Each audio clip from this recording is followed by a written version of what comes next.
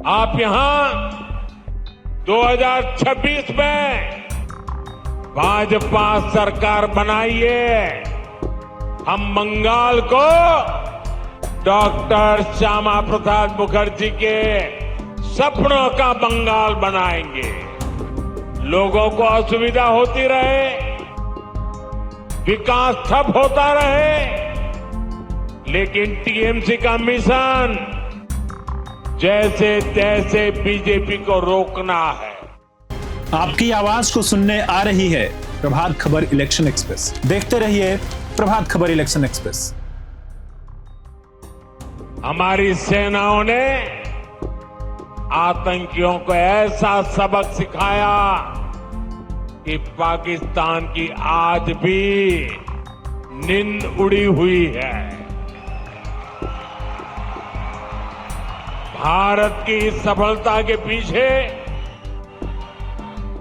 बहुत बड़ी शक्ति मेड इन इंडिया अस्त्र शस्त्र की रही है और मुझे गर्व है कि भारत की सेना को ताकत देने में बंगाल के इस इलाके की भूमि का बहुत बड़ा योगदान है।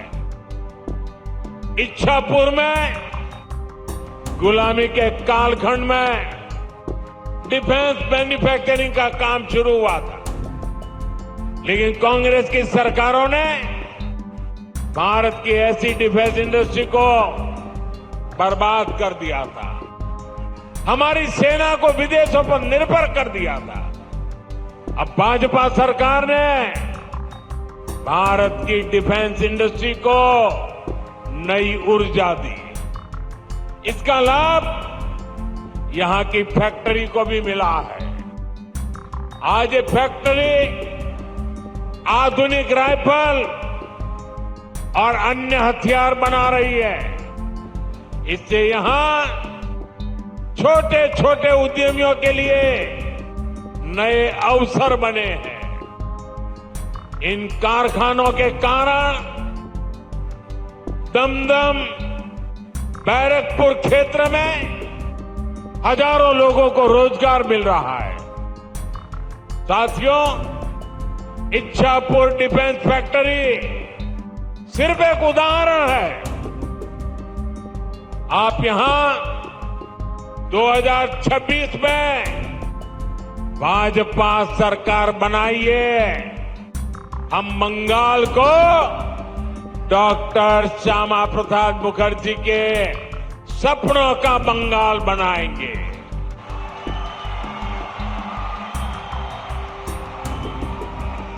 बंद पड़े कारखाने फिर से खुलेंगे, नया निवेश और नए कारखाने लगेंगे और दमदम फिर से इंडस्ट्रियल हब बनेगा। ये भाजपा का संकल्प है।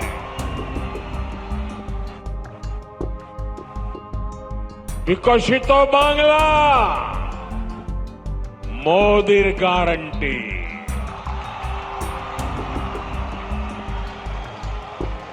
साथियों, भाजपा के पास पश्चिम बंगाल के विकास का एक ठोस प्लान है, एक रोडमैप है, लेकिन टीएमसी विकास की दुश्मन है। इसका साक्षी ये दमदम क्षेत्र भी है। एक कोलकाता के सबसे अधिक भीड़ वाले इलाकों में से एक है। यहां की स्थिति क्या है, ये आप आए दिन महसूस करते हैं। देश के ऐसे शहरी क्षेत्रों के विकास के लिए स्मार्ट सिटी मिशन चल रहा है, लेकिन टीएमसी सरकार ने इस मिशन से जुड़ने से भी इनकार कर दिया। लोगों को असुविधा होती रहे, विकास ठप होता रहे, लेकिन टीएमसी का मिशन जैसे तैसे बीजेपी को रोकना है। केंद्र की योजनाओं को रोकना है। मैं बंगाल के भद्रलोक से पूछता हूं, क्या ये तरीका सही है? क्या ऐसी पॉलिटिक्स से पश्चिम बंगाल का भला होगा? इसलिए मुझे आप सभी का आशीर्वाद चाहिए। आप यहां भी भाजपा को एक बार अवसर देकर देखिए। साथियों, बंगाल में भाजपा आएगी तो रेल और मेट्रो का तेजी से विस्तार होगा। मैं तो चाहूंगा कि यहीं पर इलेक्ट्रिक व्हीकल से जुड़ा व्यापक इंफ्रास्ट्रक्चर बने। यहां बहुत बड़ी मात्रा में इन्वेस्टमेंट आए, नौजवानों को रोजगार मिले। ये तभी होगा जब यहां कानून का राज आएगा, जब यहां भ्रष्टाचार पर लगाम लगेगी और जब बंगाल में डबल इंजन की भाजपा सरकार होगी। साथियों, पश्चिम बंगाल के पास इतिहास और संस्कृति की भी अनमोल धरोहर है। ये बांग्ला विरासत विकसित बंगाल बनाने के अभियान को प्रेरणा देगी। बीजेपी सरकार पूरे गर्व के साथ बांग्ला भाषा और बांग्ला संस्कृति को सशक्त करने में जुटी है। ये हमारा सौभाग्य है कि हमें बांग्ला भाषा को क्लासिकल लैंग्वेज यानी शास्त्रीय भाषा का दर्जा देने का सौभाग्य मिला।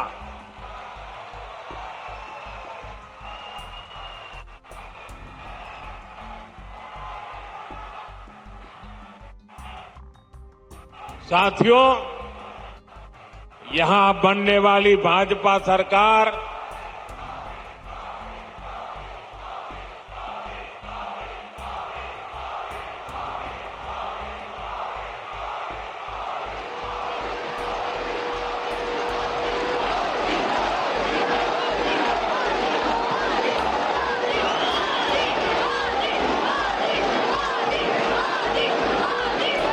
साथियों, जब भाजपा सरकार बनेगी, हेरिटेज टूरिज्म पर भी बल देने का हमारा प्लान है। साथियों, हम गंगा जी पर जो इनलैंड वाटरवे बना रहे हैं या फिर जो हमारा समंदर है, इसमें क्रूज टूरिज्म के लिए बहुत संभावना है। ऐसी हर संभावना को भाजपा सरकार बनने के बाद तलाशा जाएगा, ताकि पश्चिम बंगाल के नौजवानों को काम के लिए कहीं और जाने के लिए मजबूर न होना पड़े।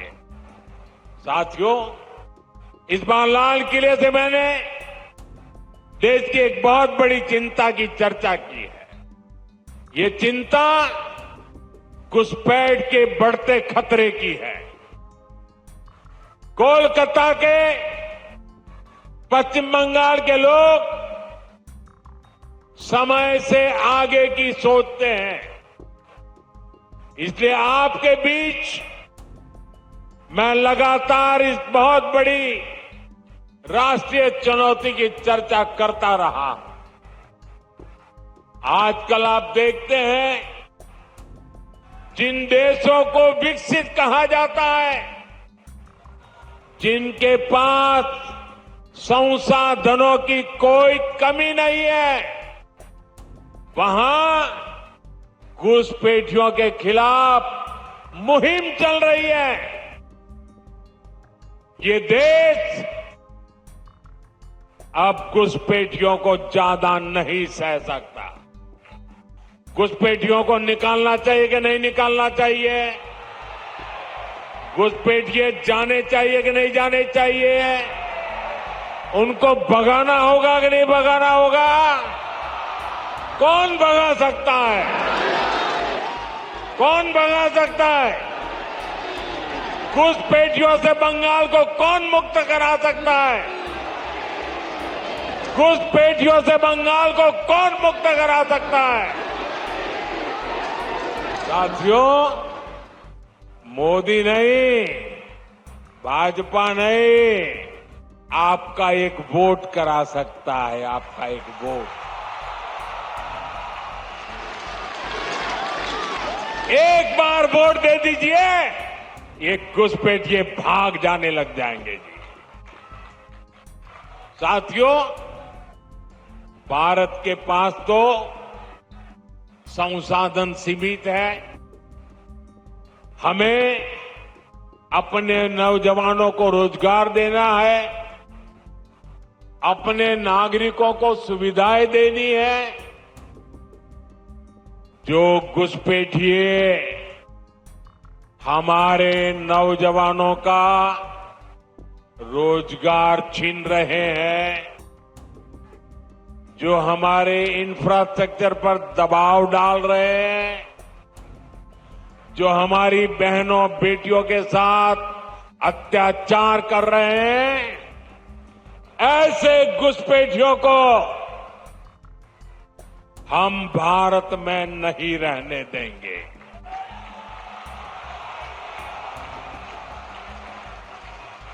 इसलिए भारत सरकार ने घुसपैठियों के खिलाफ इतना बड़ा अभियान चलाया हुआ है।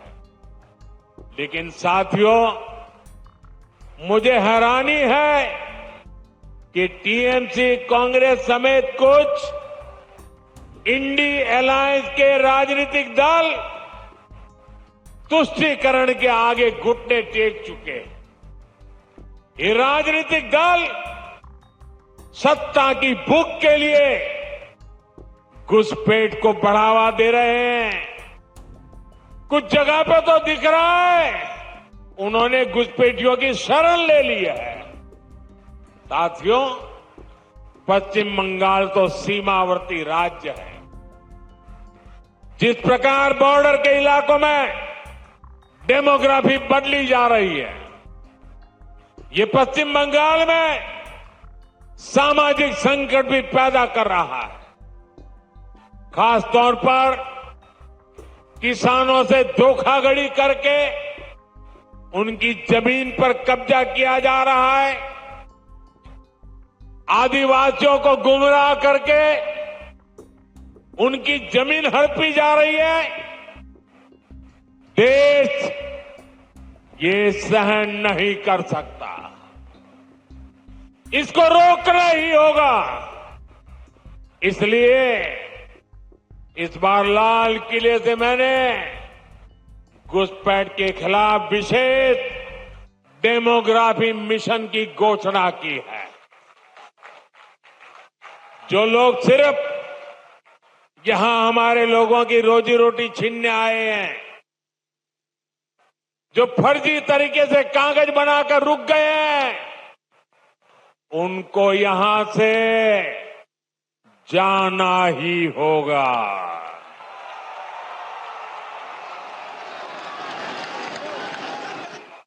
और ये काम ईमानदारी से पूरा हो सके, इसके लिए टीएमसी सरकार को भी यहां से जाना ही होगा।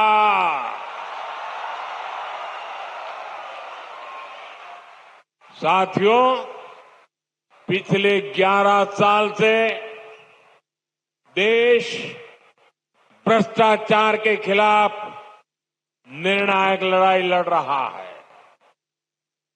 अब इसी दिशा में देश ने एक और बड़ा कदम उठाया है। इस बार लोकसभा में भाजपा सरकार एक बहुत बड़ा एंटी करप्शन बिल लेकर आई है।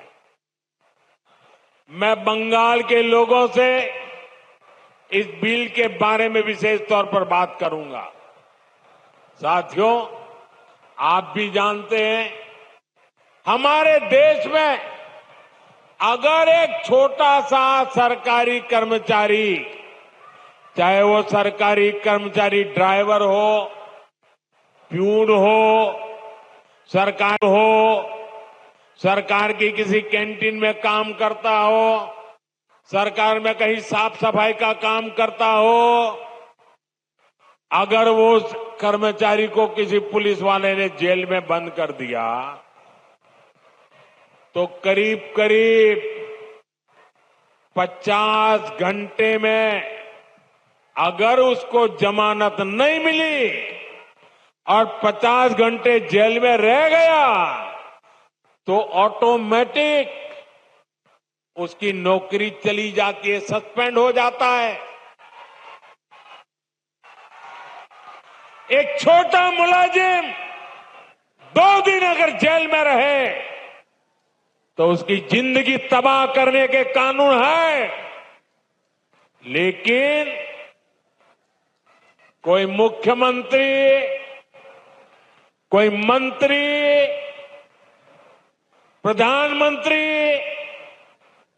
अगर जेल चला जाए तो उसके लिए कोई कानून नहीं है।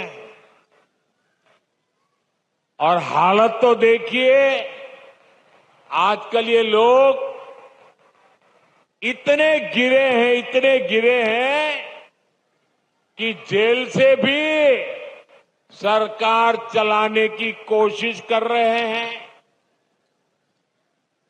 पश्चिम बंगाल ने ये साक्षात देखा है, बार कई बार अनुभव किया है।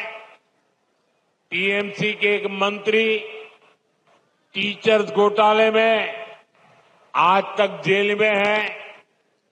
शिक्षक भर्ती का गंभीर घोटाला, घर से नोटों का पहाड़ मिला, लेकिन तब भी वो मंत्री कुर्सी छोड़ने को तैयार नहीं थे।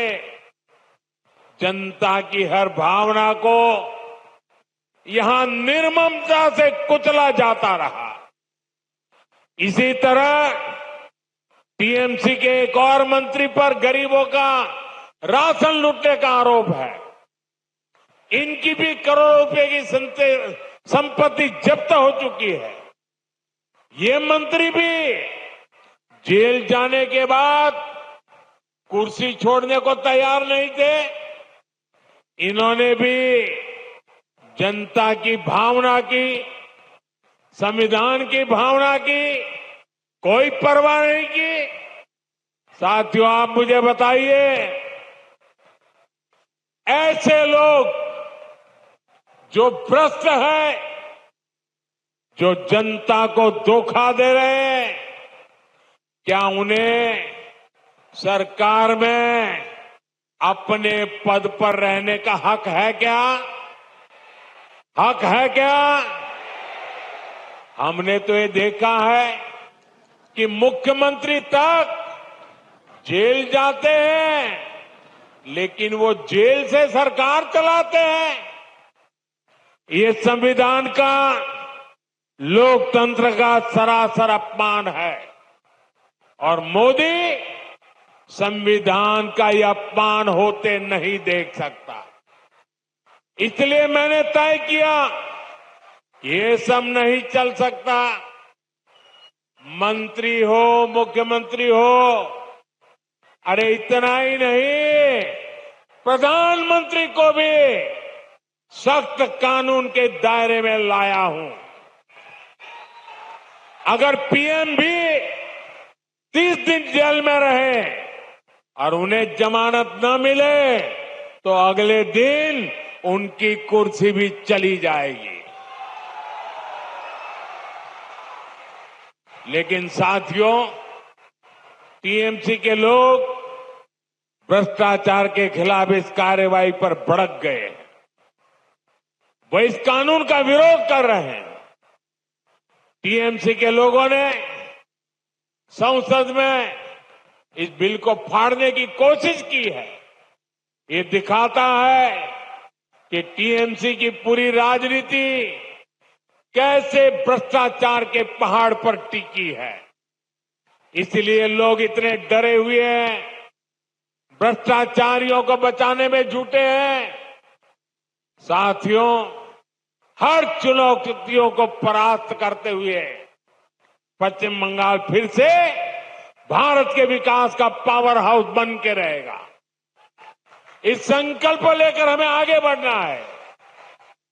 आप याद रखिए और औरों को भी बताइए, हर गली मोहल्ले में, बंगाल के हर कोने में एक ही मंत्र, एक ही नारा गूंजता रहना चाहिए, बातें चाय, बातें चाय, बीजेपी ताई। प्रभातखबर.com, विश्वास वही।